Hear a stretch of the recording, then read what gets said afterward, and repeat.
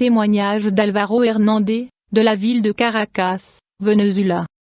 L'année 1995. Révélation à l'Église générale. Avis important, l'Église est en danger. Dieu soit loué, que la paix de Dieu et la communion du Saint-Esprit soient entrées dans tous les cœurs. Je remercie Dieu pour cette bonne préparation d'être ici avec les frères, mon âme se réjouit devant Dieu. Je tiens à vous dire que nous ne sommes pas le peuple préféré de Dieu, à moins que nous ne soyons une Église qui vit dans la sainteté. Je priais Dieu à l'aube et mon âme a été enlevée jusqu'à lui. Quand j'ai regardé, j'ai été confronté à un être de lumière. L'ange du Seigneur est venu me chercher et ensemble nous sommes descendus dans la vallée des ténèbres que je crois être un enfer. Il y a le lieu de la perdition où les gens qui ont perdu la voie du salut et ne l'ont jamais trouvée. Les gens qui se perdent dans la drogue, l'alcool et qui n'ont pas été capables de trouver la vérité. Ils ne savaient pas quoi faire de leur vie. Là-bas, personne ne se trouve même l'un à côté de l'autre. Il n'y a aucun moyen de sortir ni d'échapper aux démons. Ils sont éternellement perdus et ne trouveront jamais la fin de cet endroit. Perdition signifie ruine, destin ou destruction. Les gens qui marchent égarés quand ils meurent sont perdus en enfer. Les âmes qui sont là ont été oubliées par Dieu. Sur la terre, Dieu envoie la pluie, le soleil fait que l'arbre porte du fruit que les gens mangent. La terre produit de la nourriture pour les gens et l'air fournit l'oxygène à respirer. Nous avons un lit pour dormir et une couverture pour tout réchauffer et le signe que Dieu aime l'homme et qu'il ne l'a jamais oublié. En enfer, il n'y a pas de jour, de nourriture, d'eau, d'oxygène pour respirer, de pluie, de soleil et d'arbres fruitiers. C'est le signe que Dieu a abandonné ses âmes perdues. Je marchais avec l'ange en enfer. Le démon m'a montré une machine qui produit une variété de shorts pour hommes et pour femmes. Il a dit que ces cours vont monter à la terre. C'est la nouvelle mode qui va se présenter. Avertissez-les sur terre que s'ils ne cessent pas de porter mon short, leurs âmes vont atterrir en enfer quand ils mourront. Les femmes devraient également cesser de porter nos tongs. Le diable a appelé plusieurs autres démons avec des coupes de cheveux différentes à se manifester. Coupes de cheveux féminines et masculines. Il a dit, c'est notre mode qui est lancée sur terre. J'ai remarqué plusieurs coupes de cheveux radicales, certaines avec des motifs à la nuque. Coupes de cheveux avec des dessins sur la tête. Des coupes avec des symboles sataniques enlevant l'image de Dieu. J'ai vu des femmes croyantes en enfer en se coupant les cheveux.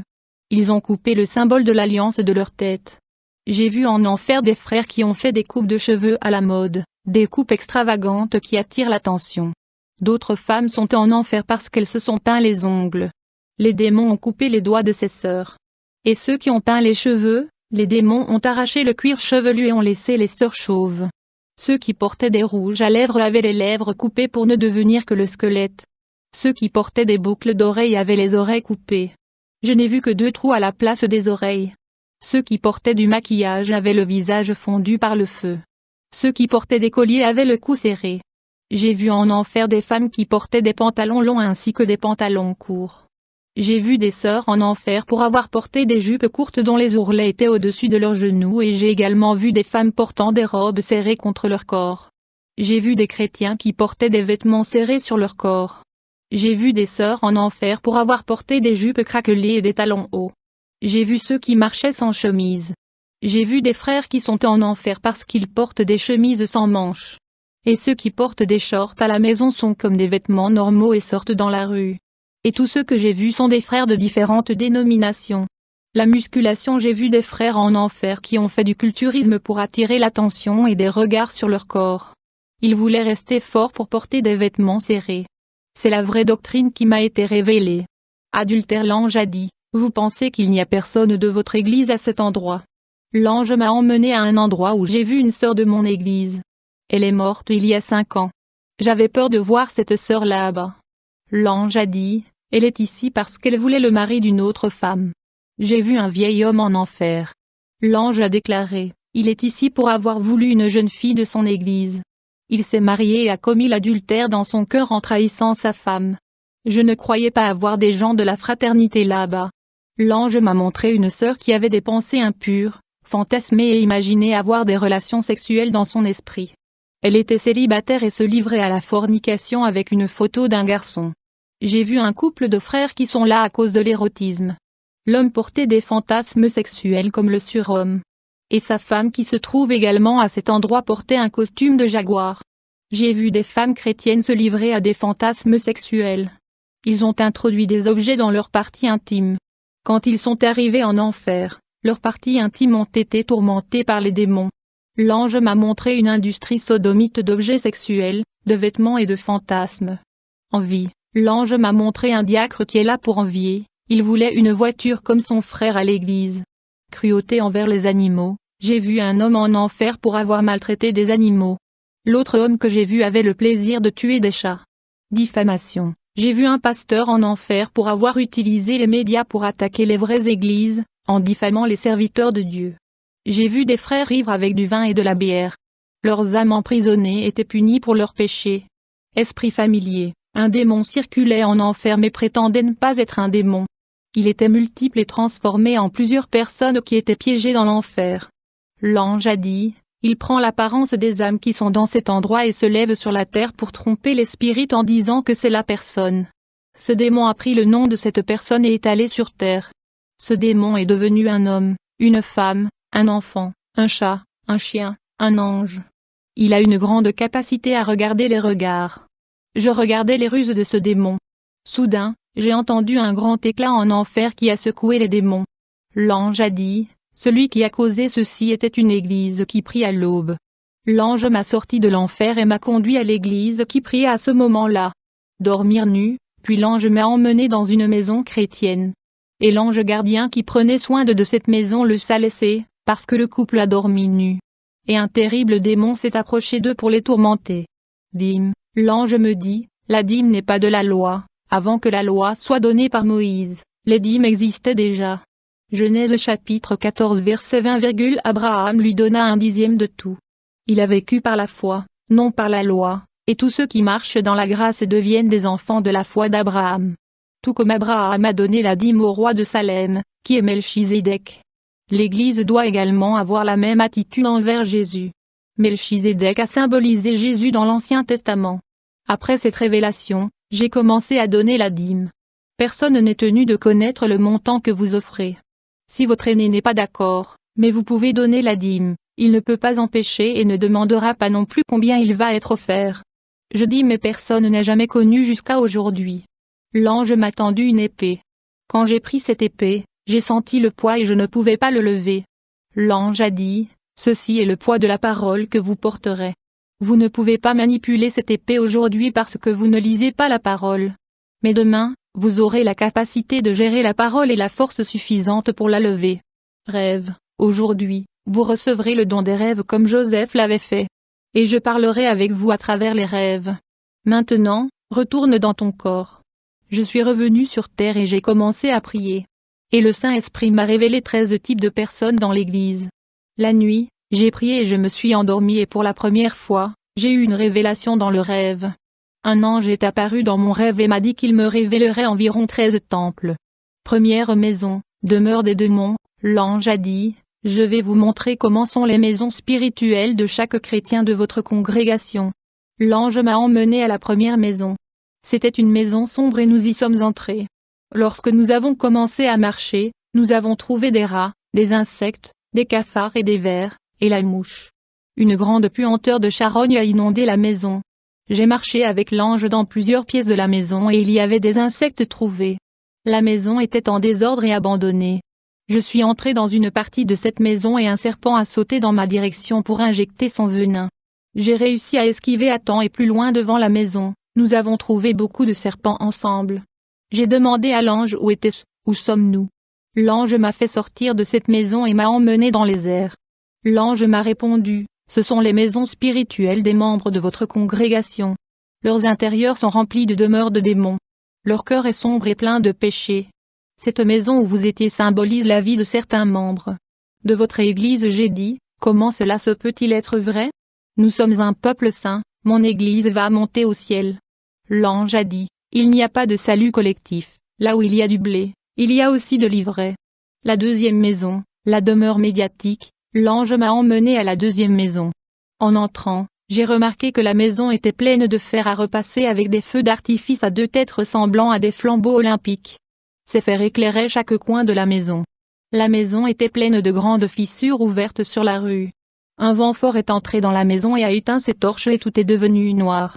Quelques minutes plus tard, Des chauves-souris ont commencé à entrer avec un essaim de sauterelles dans cette maison. Cette maison était inconfortable à cause du bruit de ces sauterelles et de ces chauves-souris. L'ange a déclaré, « La maison que vous avez vue avait 7 feux, qui étaient des chandeliers symbolisant la présence du Saint-Esprit. Le vent qui est entré dans la maison et a éteint les flammes et l'influence du monde qui est entré dans la vie des sauvés. Les flammes du Saint-Esprit se sont estompées et l'huile a disparu, laissant la vie dans les ténèbres. Le péché a enveloppé les sauvés. Le péché est entré et s'est installé chez eux à travers les médias. Les vrais chrétiens ne sont pas connus publiquement et n'ont aucun lien avec les médias sataniques. La télévision a été créée pour offrir gloire, argent et exalter les hommes en tant que stars du monde. Satan a donné ce pouvoir à ceux qui le suivent. Jésus a refusé tout cela sur la terre quand Satan lui a offert la proposition dans le désert. Les chrétiens de la programmation évangélique se sont vendus pour devenir célèbres dans les médias. Troisième maison, la demeure de l'iniquité. L'ange m'a emmené à la troisième maison. Un vent fort a secoué les fondations et le toit a commencé à tomber.